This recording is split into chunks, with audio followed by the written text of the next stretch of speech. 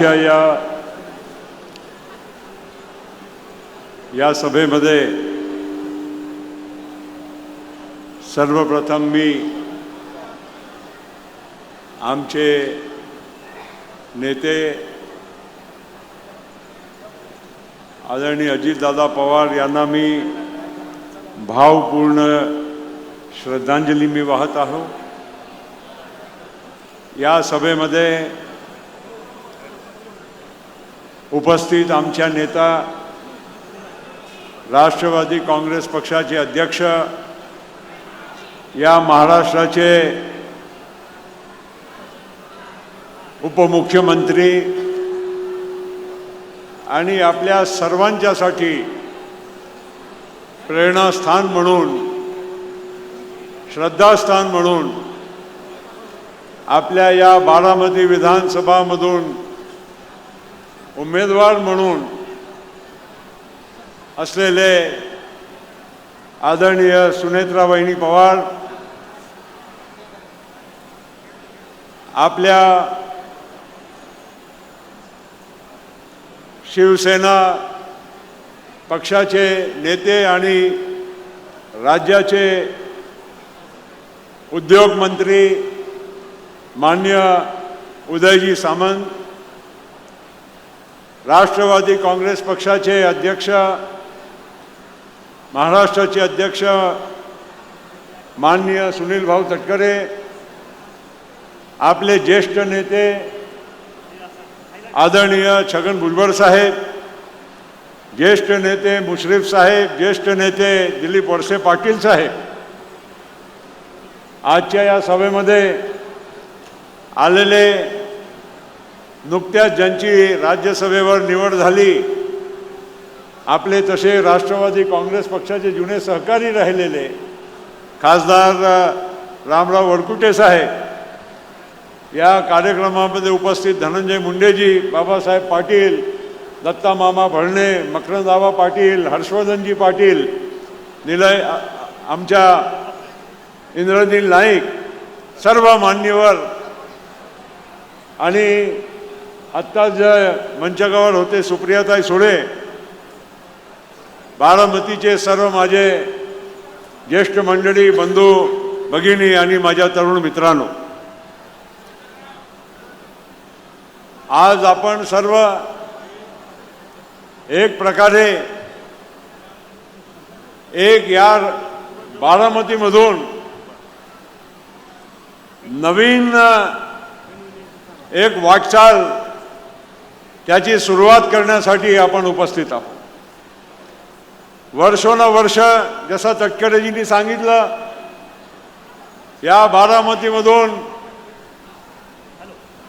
अजितदादा सतत 8 वेळा निवडून गेले आणि तुमच्या जे प्रेम होतं ते प्रत्येक वेळी वाढत गेलं आणि मला असं वाटते की त्याचबरोबर तुम्ही दादाच्या खांद्यावर जास्त जबाबदारी सुद्धा तुम्ही देत गेले। या बारामतीमध्ये आल्यानंतर भारतातला किंवा परदेशातला कोणाला पण इथे बोलवा, त्यांना विश्वास बसू शकत नाही की हे एक तालुकाचा हे स्थान आहे। अशा एक बारामतीची ख्याती जी आहे ते अजितदादाच्यामुळे हे तयार झालेली आहे देशामध्ये आणि जगामध्ये। काय इतकं सुंदर शहर, स्वच्छ शहर, सगळ्या सोयी उपयुक्त हा शहर, आणि बारामतीमध्ये पाय ठेवल्यानंतर तुम्हाला कुठे पुण्या मुंबईला कुठे जायची काही गरज वाटत नाही। अशा सगळ्या सोयी अजितदादांनी या तुमच्या या बारामतीसाठी करून ठेवलेल्या आहे। मित्रांनो, या बारामतीमध्ये अनेक वेळा मला अजितदादा बरोबर, शरद पवार साहेबांच्या बरोबर येण्याचा प्रसंग लाभलेला आहे आणि याची निरंतर जी प्रगती आहे, इतका उद्योग इथे आलेले आहे। हा पियाजीओचा कारखाना, फेरारोचा कारखान्याच्या वेळी मी स्वतः दादाच्या सोबत इथे उद्घाटनाला पण उपस्थित राहिलो होतो। आणि या भागासाठी जी दादाच्या मनामध्ये तळमळ होती, जी एक जिद्द होती, एक चिकाटी होती, ते खरोखर म्हणजे तुमच्यासाठी एक फार मोठा म्हणजे एक उपलब्धी होती, तुमच्यासाठी एक गौरवाचा विषय होता। काय लहानच्या लहान कामासाठी का न हो, पण दादाचा एक इथे तुमच्याकडे लक्ष केंद्रित होता। निधी असो, कुठल्याही गोष्टी असो, सरकारमध्ये कुठली योजना खेचून आणायची असेल, त्या बारामती शिल्लक राहील असा कधीही असा शक्य झाला नव्हता। आणि दादानी जे सत्ताचा उपयोग आहे महाराष्ट्रासाठी केलाच। आम्ही महाराष्ट्राच्या शेवटच्या जिल्ह्या गोंदियाचे आम्ही नागरिक, पण त्या गोंदियामध्ये सुद्धा जर कोणी छाप सोडली असेल, काही विकासाचा मोठा काम करून दिला असेल, तो फक्त आणि फक्त अजित दादांनी केलाय, ही तुम्हा सगळ्या लोकांना मी सांगू इच्छितो। या महाराष्ट्रभर सिंचनाचे प्रकल्प असो, उद्योग असो, इन्फ्रास्ट्रक्चरचे अनेक कामं असो, हे करण्यामध्ये अजित दादा कधी मागे राहायचे नाही। आणि म्हणून मित्रांनो, आपल्या सगळ्यांच्यासाठी एका बाजूला दुःखाचाही क्षण आहे की दादा आपल्यामध्ये नाही, पण समाधान या गोष्टीचे आहे की आज आमच्या सुनेत्रा वहिनी समोर येऊन आज तुमच्या सगळ्यांच्या नेतृत्व करायला तयार झाले आहे, ही आपल्या सगळ्यांच्यासाठी मोठी समाधानाची गोष्ट आहे। आणि यासोबत तुमच्या आमच्या सगळ्यांची जबाबदारी अजून जास्त बनत आहे। दादा किती विक्रमी मतानं निवडून गेले ते सगळ्या तुम्ही लोकांनी ते तुम्हीच करून दाखवलेलं आहे। पण आज या सगळ्या मागचे विक्रमाला मोडून एक नवीन विक्रम सुद्धा तुम्हाला घडवण्याची ही संधी मिळालेली आहे।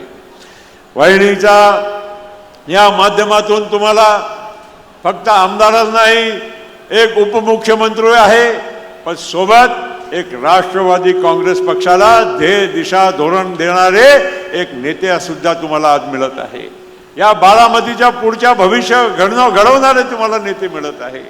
आणि आपल्या सगळ्यांची जबाबदारी आहे की वहिनी साहेबांना आपण जास्तीत जास्त मताने निवडून द्यावं। आता ही उन्हाचे दिवस आहे आणि हे सार्वत्रिक निवडणूक नाही, म्हणून अनेक लोक मान्यवर जे पुण्याला असतात, इतर ठिकाणी असतात, तिथे सुट्ट्या नसतात, म्हणून लोक इथे एक मत आपला देण्यासाठी यावं की नाही हे विचार करत असतात। त्यांच्या मनामध्ये श्रद्धा आहे, भावना आहे, पण तरी देखील आपल्याला घराघरातला एक एक मत कसा त्या मतदान केंद्रावर येईल आणि आपल्यासाठी मत होईल, हे आपल्याला काळजी घेण्याची गरज आहे। आणि त्यामुळे जर खऱ्या अर्थानं आपल्याला दादाला श्रद्धांजली आपल्याला द्यायची आहे, ते तुमच्या मनात आहे, सगळ्यांच्या मनात आहे, पण ती श्रद्धांजली जेव्हा वहिनी साहेब या देशातला सगळं विक्रम मोडून जास्तीत जास्त मतानं निवडून येतील, हीच तुमची खरी श्रद्धांजली आमच्या अजितदादांच्यासाठी राहणार आहे। आणि म्हणून मी इथे काय जास्त बोलणार नाही। इथे आमच्या बहिणी बसलेल्या आहे। मागच्या काही दिवसामध्ये महिला आरक्षणच्या विषयी सुद्धा चर्चा झाली। आमच्या भगिनीला मी सांगू इच्छितो की तुमच्यासाठी जर सर्वात जास्त जर कोणाच्या मनामध्ये प्रेम असेल, ज्यांना काही करण्याची इच्छा होती, ते आमच्या अजितदादांच्या मनामध्ये होती। या लाडकी बहीणची योजना किती चर्चा झाल्या त्यावेळेस, भुजबळ साहेब, तटकरे साहेब, सगळ्यांना माहीत आहे, मुश्रीफ साहेब, हे मंत्रिमंडळात असलेले लोकांना की पैसे कुठून आणायचे, काय करायचं, पण दादांनी म्हटलं की आपण आमच्या बहिणीला जर खऱ्या अर्थानं आपण मदत करू इच्छितो तर ही लाडकी बहिणीची योजना आपण लागू करू। त्याच्यासाठी कुठेही पैसा कमी होऊ देणार नाही, ती त्यांनी व्यवस्था तेव्हाही केली। आणि आज आपल्या सगळ्यांच्यासाठी अभिमानाची गोष्ट आहे, ती योजना न केवळ चालू आहे, या पुढच्या 5 वर्ष सुद्धा आमच्या बहिणीला ही योजना आता मिळत राहणार आहे। आणि हे जेव्हा महिला आरक्षणाची आपण चर्चा करतो, तर महिला आरक्षणामध्ये सुद्धा आपण लोकांनी परवा बघितलं असेल की एका बाजूला आम्ही लोक महिला आरक्षण कसं मिळालं पाहिजे, लवकरात लवकर मिळालं पाहिजे, 2029 मध्ये मिळालं पाहिजे, याच्यासाठी आम्ही चर्चा करायला बसलो होतो। तेव्हा दुर्दैवाने काही गोष्ट काही लोकांच्याकडून त्या मदत साथ तुम्हाला मिळाली नाही, पण तरी देखील मी तुम्हाला सांगतो की आज महायुतीचं जे सरकार आहे मोदी साहेबांच्या नेतृत्वामध्ये, ते या आमच्या बहिणीला हे मदत केल्याशिवाय, तुम्हाला आरक्षण दिल्याशिवाय हे राहणार नाही, ही सुद्धा ही वस्तुस्थिती राहणार आहे.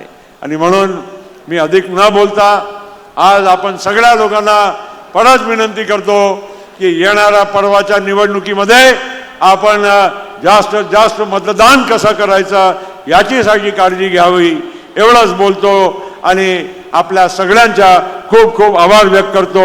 परत आमच्या नेत्या दादांना मी माझ्या वतीनं आदरांजली व्यक्त करतो आणि आपली रजा घेतो. खूप खूप धन्यवाद. जय हिंद, जय महाराष्ट्र, जय राष्ट्रवादी. धन्यवाद.